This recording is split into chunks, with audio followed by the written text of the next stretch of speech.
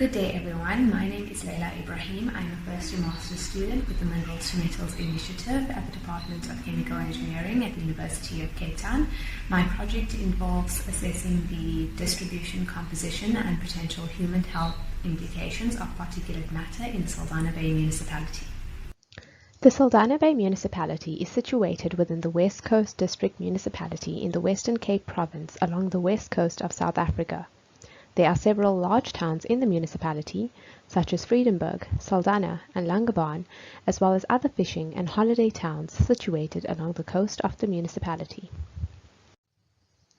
Saldanha is a picturesque coastal town, situated on the northern corner of one of South Africa's largest natural bays.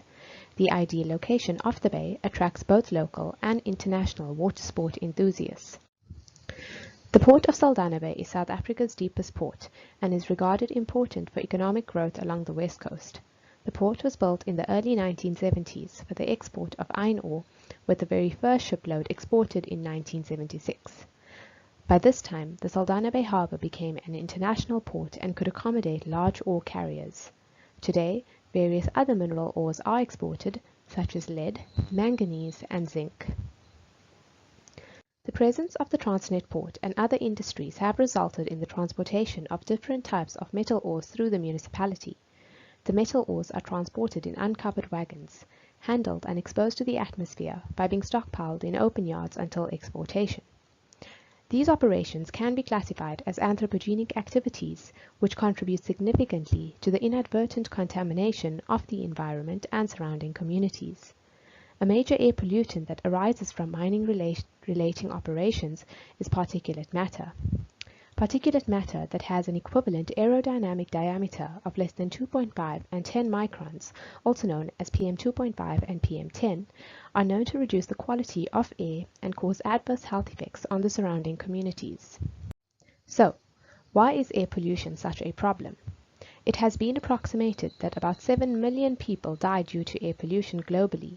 These premature deaths result from the combination of both ambient and household air pollution and largely result from underlying medical conditions such as heart disease, lung cancer, and acute respiratory infections. The World Health Organization reports that 9 out of 10 people breathe highly polluted air, and nearly 91% of the world's population live in areas of extremely poor air quality. The aim of this study is to assess the potential human health implications associated with inhalable metal-bearing particulate matter in the Saldanha Bay Municipality. The first objective of the study is to determine the receptor sites to carry out sampling across the Saldanha Bay Municipality. The second objective is to collect, generate and analyze particulate matter samples for elemental composition and concentration, as well as to measure for concentrations of particulate matter. The third objective is to provide a preliminary indication of the potential health implications from the analysis of the samples. This project consists of 3 studies: the desktop, fieldwork, and lab studies. A previous study was conducted around Saldanha Bay to determine whether the presence of industrial and metal-producing activities contribute to the overall metal contamination levels in the soil. More importantly, the study also highlighted the potential sources of metal dust emissions in and around Saldanha and is indicated in Figure 1. Amongst these potential sources, there are steelworks by ArcelorMittal Saldanha Works and Deferco Steel Processing, as well as ilmenite smelting and storage and processing of zircon and activated carbon by Tronox Namakwa Sands. The Transnet terminals, as well as VDM transport and handling, deal with various metal ore transport, storage and handling. Due to these activities and from the products that they manufacture and/or process, they have been flagged as potential sources that emit metal-bearing dust. There are 9 municipal sampling sites around the Saldanha Bay Municipality. 7 of them are dust fallout bucket sampling sites, while the other 2 are air sampling stations. Figure 2 provides a visual representation of the proximity of these sampling sites to the potential emission sources that have been highlighted in Figure 1. It is important to note that the predominant wind direction is from the south and blows in the northwest direction. The Saldanha Bay Municipality has published dustfall monitoring reports from January to September 2019. The dustfall rate, as well as the concentrations of lead, copper, zinc, iron, and manganese are reported. Figure 3 indicates the months where exceedances have occurred. The only metal that exceeded its limit was lead, with the highest concentration measured at the Friedenberg Reservoir in January. However, the results reported are from the analysis of dust buckets. Dust bucket analysis produces low-resolution data, and apart from this, there has been no further analysis carried out to identify the concentration and composition of the fine particulate matter or to assess the potential human health implications. To complete the desktop study, investigations regarding the problems faced in Saldanha Bay are to be carried out in the form of interviews. Furthermore, analysis of climate data needs to be completed to help determine the receptor sites. The fieldwork study includes installing the sampling equipment across the Saldanha Bay Municipality. The two types of equipment that are considered are low-cost optical particle counter sensors, also known as OPCs, and personal exposure monitors, also known as PEMs.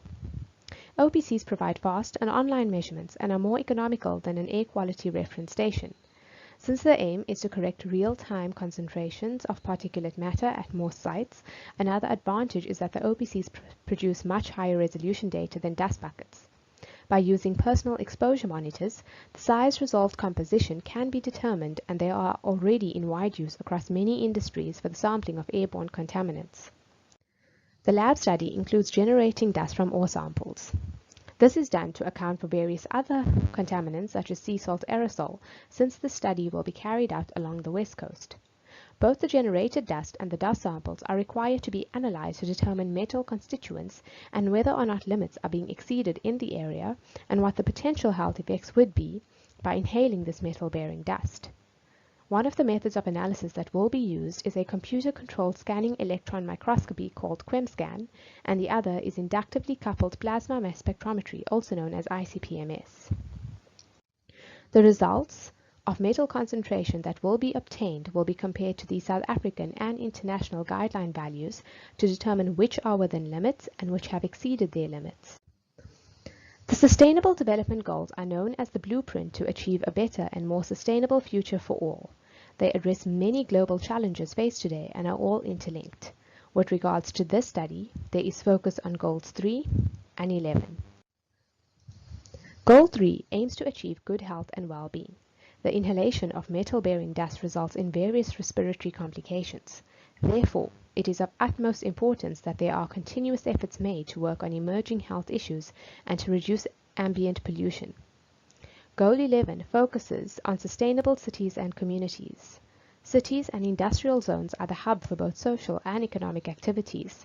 In this study, due to the presence of the Transnet terminals and other industrial activities, it is important to ensure that the best management practices are in place to reduce the levels of air pollution in the Saldanha Bay area. Ultimately, it is envisaged that the data and information that this study will provide could also be used to facilitate evidence-based policies and interventions to mitigate the implications from exposure to particulate matter in Saldanha Bay and beyond.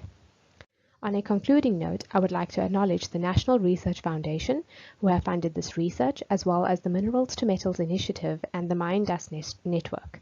Thank you.